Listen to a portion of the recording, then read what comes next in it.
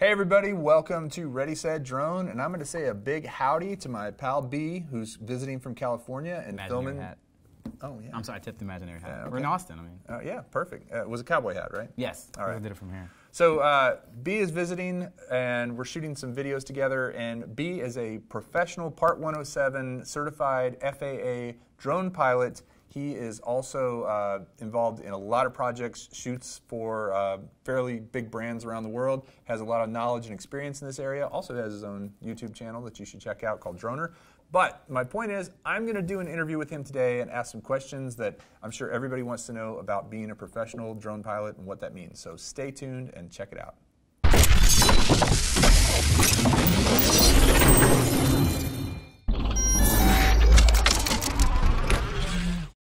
First of all, just in 30 seconds or less, maybe 20 seconds or less, tell me what it means to be a professional drone pilot versus a hobbyist.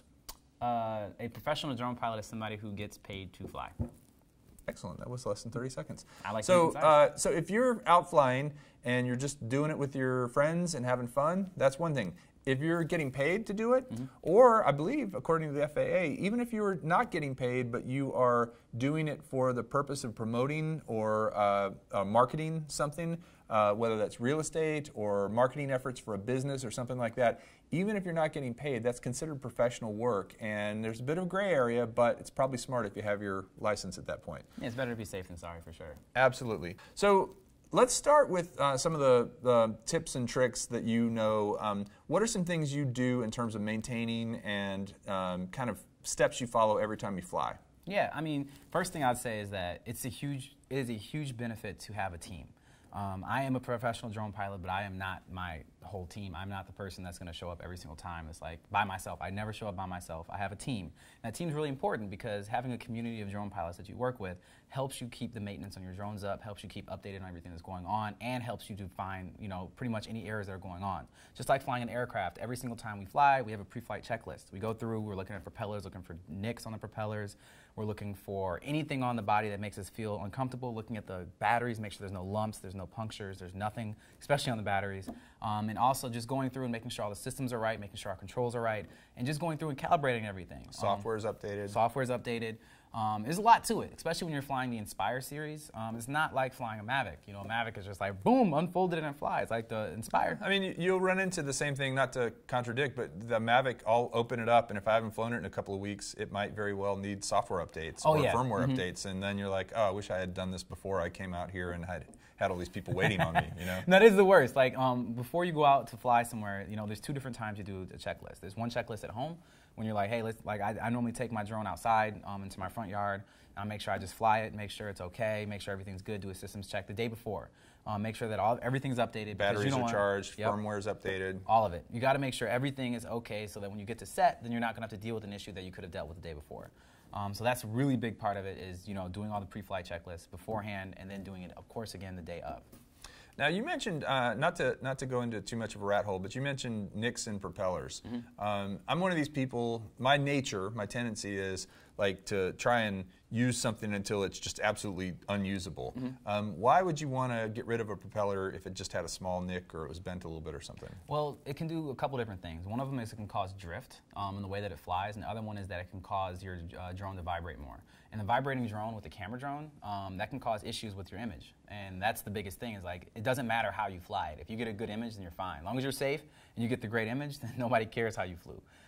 So you have to make sure that the image, just like we said before, and like content is king, the image is queen. The image is queen. Yeah, I'll say that. That's image good. is queen. Content is king. Image is queen.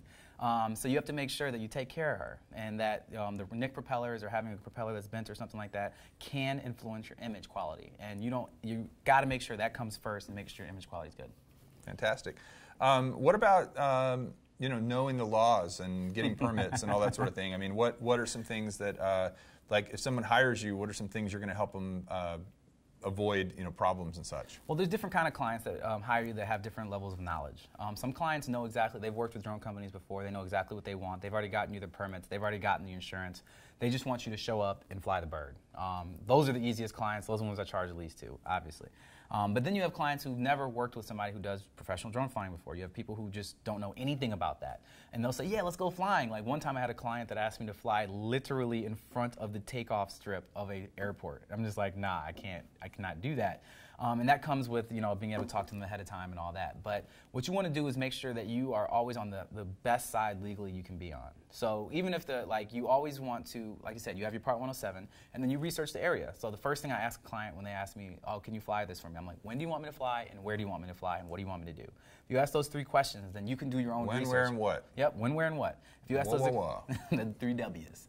And if you ask those questions, then you can do the research to figure out, say, okay, cool, this, if you've taken Part 107, you'll know how to look at Sky Vector Map and say, oh, I'm in Class B airspace, I can't do this. Or I'm in Class G, I can do whatever I want to do. So you have to know exactly what kind of airspace you are, know if you're going to need to apply for any waivers to the FAA, and then, you know, also what time you want to fly, because nighttime flying, you need to know the waiver for that too. So knowing when you're going to fly, what you're going to fly, where you're going to fly, how you're going to fly are all really important to be able to let a client know if it's even possible to do that. So you have to take the time to be able to look into the laws, look into the permits, and look into the airspace, because each municipality has their different laws. The 107 is a broad law broad regulation that goes across the entire United States, but it still allows room for individual municipalities to be able to make their own laws. So you need to make sure that you look onto their websites and to their permits. Film permitting is normally the way that I look into it. Go to the film permitting people, they'll know. Talk to them and say, hey, I'm going to fly a drone in this area, blah, blah, blah. Is there anything special I need to do? Sometimes they'll say, no, you're fine, thanks for letting me know. Sometimes they know you need to fill this out, you need to prove this kind of insurance, you need to prove that kind of thing, and you have to go through the process and do it correctly. Nice, nice. Now, speaking of clients, you mentioned about a client, wanting you to fly in front of a landing strip. Mm-hmm. How do you handle clients that are asking for something that they don't realize is dangerous, or maybe they just don't care? How do you handle that situation? That's actually an inevitable thing that's going to happen. If you're going to be a professional drone pilot, you're going to have clients that are going to ask you to do things, to do things that you're going to feel unsafe with. That will happen. There's always going to be a director, a DP, a real estate person, whoever it's going to be, they're going to say, well, can you fly under that and then do this and then do this pull-off shot, but like we can get really close in their face and then come back. And you, like as a drone pilot, you have to recognize that you're the one who's professional. You're the only one there who knows what's safe and what's not when it comes to the drone. You are the one responsible for that. And you should never do anything that makes you feel unsafe. And the way that I cover myself professionally to allow that to work is that I talk to my client ahead of time and tell them, like, look, let's talk through everything you want to do. And so we know everything that's going to happen beforehand. If anything changes on set, document that. Exactly. You document it. Say, look, we talk about it. I've got this email right here. Exactly. And here's the email. Here's the things that we said we're going to do. And then when we get to set, if something changes, we say, hey, look, that's fine. But remember, like I told you, in the documented part is that if something does change and I feel it's unsafe, then I'm going to let you know, and I'm not going to do it. I'm not required to do whatever you tell me to do if it feels like it impinges upon anyone's safety, including mine or my drones. So as long as your client knows that it's something that you're willing to work with and not work with, I've never had a problem after that. The only problems you'll run into is if you don't say it up front. If you don't tell them up front. It's called setting expectations. Exactly. Yeah. Set the expectations. That's a good life lesson, actually. Set expectations. Make sure the client knows that you will say no to them if they're doing something, if they're asking you to do something that's illegal or is unsafe. There is actually some power in the word no. Would you say that you maybe get some respect sometimes when you tell a client no? You get a lot of respect because people realize that you're not joking around. You're not some kid that's just showing up with his drone to show off and make a little bit of money. Like they'll realize, like they're like, oh, we're gonna do this, we want to do this, we want to do this, and you say, well, no, we're not going to do that because that's illegal for X, Y, and Z, and they're just like, oh, okay, you're a real drone guy. Like, yes, I am. That's why you're gonna be paying me this much, So you just let them know, and you set those expectations, and that sets their expectation of how to treat you and how to respect you as a drone pilot, and that makes it normally so they'll come back and they'll respect what you say when you say it to them. So right, they see you as the subject matter expert, and that's a good thing to be. What about weather? I mean, it's actually we went out this morning to try and fly and canceled because of the weather. What are some things you should avoid in weather? I can't stand weather. But the things you should avoid. That's why you live in California, right? Exactly. I live in Southern California because I don't like weather. Honestly, the Weather Channel is your best friend. You want to, whenever somebody tells you you're going to fly, I always keep an eye for keep an eye on the weather, heading up to it, looking at the winds, looking at the rain, looking at even the humidity, because how much humidity is in the air is going to change how your drone flies.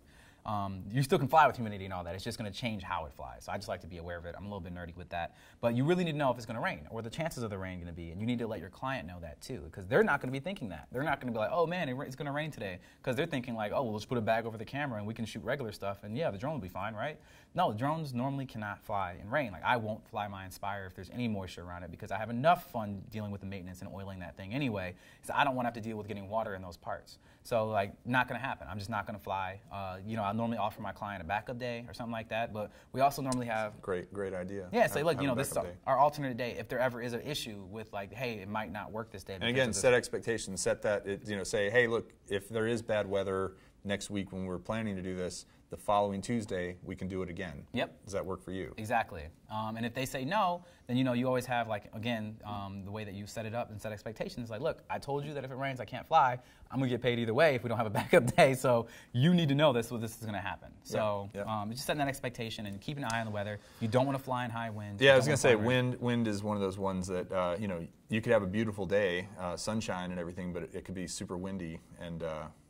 Yeah, remember the queen. Like I said before, the queen is the image. And in that image, you got to make sure that, like, if it's windy, like, an Inspire can handle some wind. Like, I've flown and done some pretty good shots in up to 40-mile-an-hour winds. Wow. I've done some pretty nice shots in it, but I wasn't able to do everything I wanted to do. And even more important is understanding a tailwind. If there's a tailwind, even on a big bird like the Inspire, and you're going out and far away from yourself, even if you're in visual line of sight, which you should be, sometimes you might lose your battery on the way back because you're fighting the wind on the way back. And only coming back it's way harder. It takes a lot more juice for it to get back than it did. Yes, you need to be aware of it. You can still fly in wind. Just make sure your drone is rated for that and that you're comfortable doing it and that you pay attention to tailwinds and front winds. So there's a lot of good content out there about Part 107, and I don't want to belabor it because people can watch other videos. But just really briefly, what is Part 107 and what's the very basics of studying or testing for it or getting ready for it? The Part 107 is the test that the FAA gives you to give you your commercial license to be able to make money legally while flying a drone. It costs like $100 and something, $50, $175 I think to take the test. It's a knowledge test. It's just you go into a center, you take a test, literally like on a computer, multiple choice. You don't have to write anything out. And yeah, like I recommend you use remotepilot101.com. They are the best study source that I've been able to find. That's actually allowed me to pass the test. It made it a lot easier than reading these huge manuals. And yeah, I mean, it's not an easy test. Like the first time I took the test, I actually failed it because I didn't take it seriously, and I had a big shoot happening the day before. So like I didn't study like I was supposed to, and I showed up and failed it by one question. Wow. Yeah. So I highly recommend taking it seriously, learning the air maps, learning weather, and learning all the different laws involved with it. And Remote Pilot 101 is the way to go. Okay.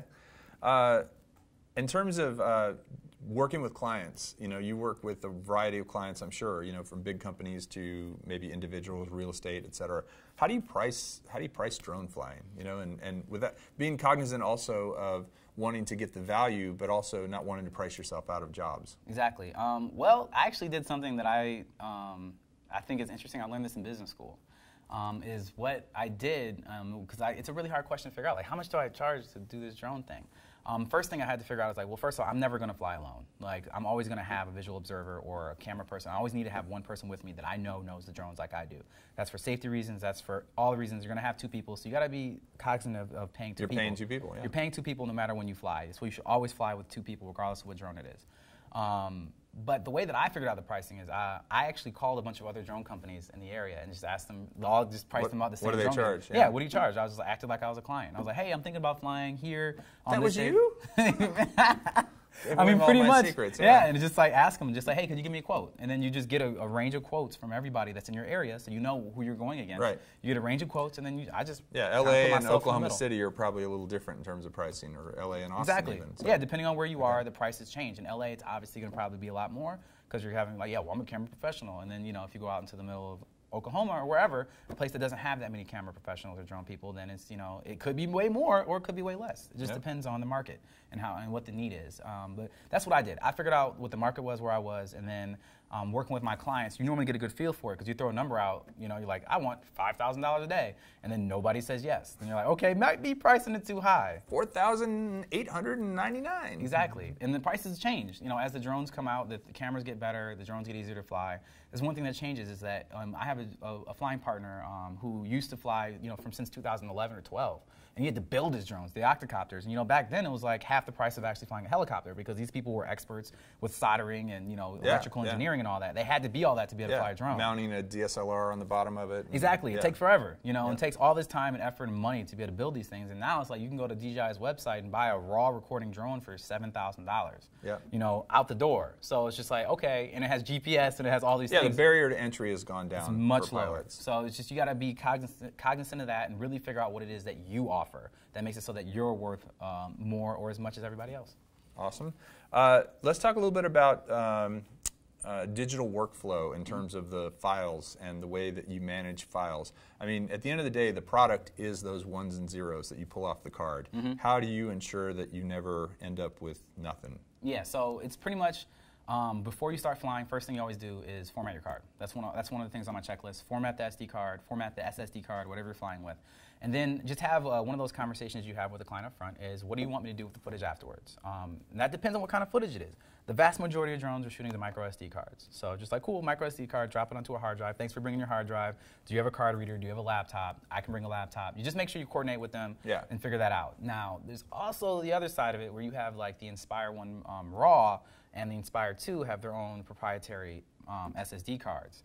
I know with the Inspire 1 RAW, because I fly that on a consistent basis, is that you have to have a proprietary. There's a whole workflow. Card reader, and then software, there's like extra software, and it's a bunch of time. So normally I have to deliver the footage to the client afterwards, or have time set aside after we're done filming to be able to allow a few hours to let the footage translate to what it can be used for the client, because they might not have that proprietary footage. I'm proprietary software to be able to change it over. So it's just a conversation, pretty much, just setting the expectation, like I said before, and just knowing what you have to deal with. If they want raw footage, or they want the ProRes footage, or whatever they want, then you got to realize, oh, well, this is what the workflow is going to be like, and set the expectation. It's going to take longer, or need a bigger drive. Do you typically hold on to footage after you've shot? Just as in case they say, hey, my drive crashed, can you do you still have that? Yeah, so every single thing I shoot, like I just bought I bought a couple huge hard drives that I just keep in my house, that I just have a backup of everything I've ever shot. Every client's different, so some of them are like, we want the exclusive rights to this, so we'll pay you more for this, or you want and that's going into like production company or like camera rights, IP rights and all that about what you can and cannot use, have, or use for your reel, and that comes down to another conversation, setting expectations with a client again. But I still, regardless of what I do with it, one thing I always will do is I back up all the footage that I ever get paid to shoot, just in case a client ever needs it back, which makes client retention even better, because they're like, oh, do you still have that we shot a year ago? Like, actually I do. Do you need it? Here you go. Yeah, well, wow, that's right. That's great that you have that. Let's fly again. Yeah, for sure. What about like contracts, insurance, all the legal stuff? How do you handle that stuff? Oh man, that's a whole video in itself. But to give you like the nutshell of it, with the contracts, one of the things I did, again, when I said reaching out to all those other companies, they'll send you their contracts. I guess that's true. Yeah, you can get your hands on their contracts, and then just kind of custom. I just kind of like cookie cuttered it. Find and replace. Yeah, find and replace. Like here's here's not find and replace the name. You're hilarious. But yeah, I did do that. Like find and replace, and then change out what I like and what I don't like, and take from other ones that I like and I don't like, and then just like I mean, I know a couple lawyers, and I think even lawyers do that, right? Nobody starts from scratch anymore. So yeah, why would you? Don't try to invent the wheel. Don't try to write your own contract. There's a bunch of them out there already. And yeah, like I said, you go and talk to these other drone companies, they'll give them to you. Just like, yeah, okay, well, let's go through the process of acting like a client. You don't have to pay them anything. Let me see what your contract looks like. Oh, okay, and then you just disappear. But yeah, I mean, that's what I did, and I just have my lawyer look over it afterwards. I have an entertainment lawyer because I work in entertainment. They look it over, and they're like, cool, that works, and then it's good. And with insurance, I actually did a whole video specifically on insurance and the way to do insurance, so check it out on Droner. But all in a nutshell, just make sure you have a really good insurance agent, and make sure that you're looking at what happens if there's a claim. That's the biggest thing. Obviously, price is what you're going to look at, because how much does it cost to insure a drone. But if you're paying a cheap price and it doesn't cover what you need, then it doesn't matter. Yeah, exactly. You're screwed when something happens. And if you also are super low budget, then there's the app called Verifly that you can just get insurance on the spot for like one flight or for one day. It's like $10, like minimum of like $10 an hour to fly, something like that, and it insures you. It's pretty good. So the app Verifly does have limitations where you can't necessarily get a big contract with a big client, because you normally have to do they're called COIs. where you have certificate of insurance. Certificate of insurance to be able to provide it to a company ahead of time and say, no, I'm insured, I swear. You can't get that from Verifly. Verifly is more like a hobbyist kind of thing where you're just like, I probably should have some kind of insurance where I'm flying. I'm doing something that might be risky, or I just don't fly all that often and I don't need to have yearly insurance and it's only going to cost me $20 every time I fly. It doesn't have huge, like a lot of insurance, you're looking at the amounts that they insure you for liability, 1 million, 2 million, 5 million, just depends on what the client wants. And Verifly only goes up to like 1 million. So it's just like, it doesn't have very much. Right, and some people want $2 million of liability or $3 million of liability. Exactly. So. Well, B, this has been very informative. There's a lot to it, right? And at the end of the day, this video isn't as much about the Part 107 as it is the holistic approach to professional safe drone piloting. I'm super glad there's people like you out there doing that and giving the hobby and the profession a good name. So nice work. Keep it up. I'm excited to hear about your 107 results. That's what I'm excited about. Yeah. I want to know what you got, so maybe I can beat your test score. You probably will. I got to win at something. As I said, really appreciate this insight and you kind of taking the time to explain all these things. You know, it's a holistic thing, guys. It's not just passing the test. It's not just knowing the rules. It's being smart, having common sense, and being safe at the end of the day, and kind of giving our profession and hobby, you know, depending on how you approach it, a good reputation, and making sure that people get the value and the pleasure of seeing beautiful video without the risk of something bad happening. Yeah, right? I couldn't agree more. So again, if you enjoyed this, definitely go over to Droner and subscribe to their channel because they do amazing stuff. They're very consistent with how they put out their high quality content. And definitely, if you haven't subscribed to Ready Set Drone, we'd love to have you in the community. We'd love to have your comments below, and we'd love to have you click that like button where you can empower us to do more cool stuff here on Ready Set Drone and Droner. Thanks for watching.